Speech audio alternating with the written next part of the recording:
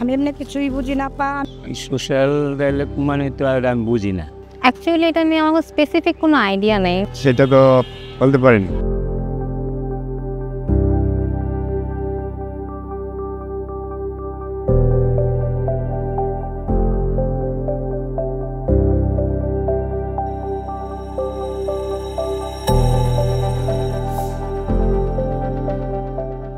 কর্মজীবী মানুষ, খাটতে খাওয়া মানুষ, ওটার মধ্যে যেমন আমাদের ওখানে এটার মধ্যে ইনকাম হয় না, খুব কষ্ট আমাদের।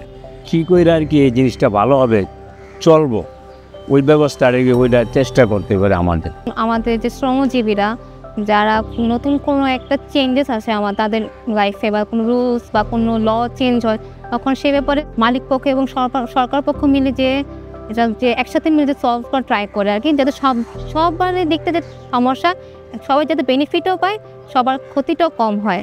মানে মেন কথা তো সব কিছু ব্যালেন্স হয় আর কি সব জায়গাতে। পক্ষে বসে এর একটা সমাধান করতে হবে। আমি এমনি কিছুই বুঝি না পা আমি বুঝি যে আমাদের একটা নিরাপত্তা দরকার।